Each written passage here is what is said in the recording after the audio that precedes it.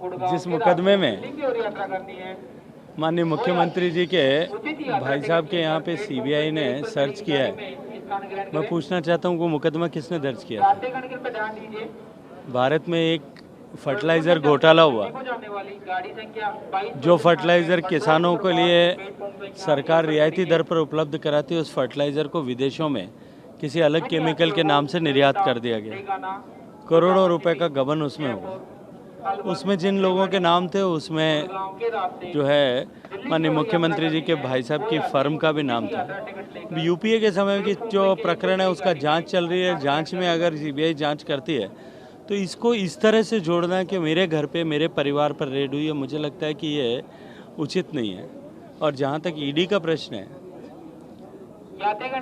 जिस मुकदमे के जो बिल्कुल से स्पष्ट मुकदमा है, अगर ईडी उसमें जांच करती है, किसी को भी बुलाती है, भारत में कोई भी जांच एजेंसी किसी भी संवैधानिक रूप से बनी हुई, वैधानिक रूप से बनी हुई जांच एजेंसी देश के 130 करोड़ लोगों में से किसी को भी बुलाता है तो शायद आपत्ति नहीं होती।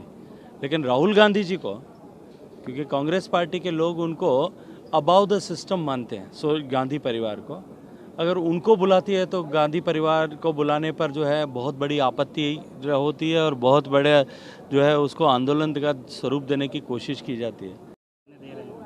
मुझे लगता है इससे हास्यास्पद चीज़ नहीं हो सकती। और मुख्यमंत्री जी संस्थाओं के दुरुपयोग और इन सब विषयों पे बात करने के अधिकारी नहीं है, क्योंकि एक वकील हैं गोवर्धन सिंह जी बीकानेर के, उनका प्रकरण अगर नई जानकारी में हो तो आप लोगों को जानकारी करना चाहिए।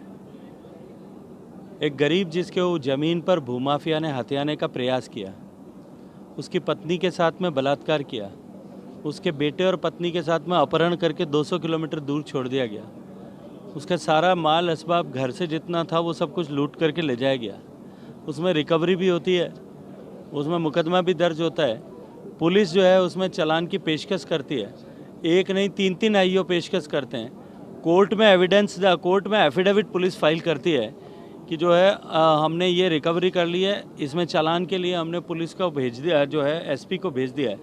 एकाएक रातों रात जो है उस केस को यू टर्न करके उस पर एफआईआर लगा दी जाती है। उसको लेकर के उन्होंने जो मुकदमा किया उसमें जो न्यायालय ने आदेश दिया उससे व्यतीत होकर के किस तरह की कार्रवाई राजस्थान की पुलिस कर रही है माननीय मुख्यमंत्री जी के इशारे पर, ये जानकारी नहीं है। मुख्यमंत्री जी को अपने गिरेबान में झांक करके देखना चाहिए। उसके ऊपर 26 मुकदमे दर्ज किए गए।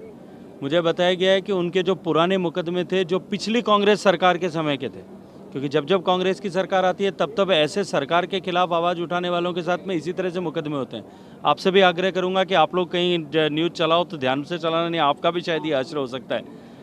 इसलिए आप जो है ऐसे मुकदमे दर्ज किए गए मुकदमों को आईजीपी लेवल के ऑफिसर ने जांच करके एफआईआर लगा दी, क्योंकि वो जांच आईजीपी ने human right commission, national human right commission के इंटरफेरेंस और उनके आदेश पर, निर्देश पर की थी। ह्यूमन राइट कमीशन ने 1 लाख रुपए की कॉस्ट इम्पोज की राजस्थान पुलिस पे, और उन मुकदमों को वापस खोल करके आप वापस उसके ऊपर जो है शिनाख्त परेड करा रहे हो और इस तरह की परिस्थितियां पैदा कर रहे हो। इसलिए अपने गिरेबान में झांक करके देखें और फिर दूसरों के ऊपर दोष लगाएं तो मुझे लगता है।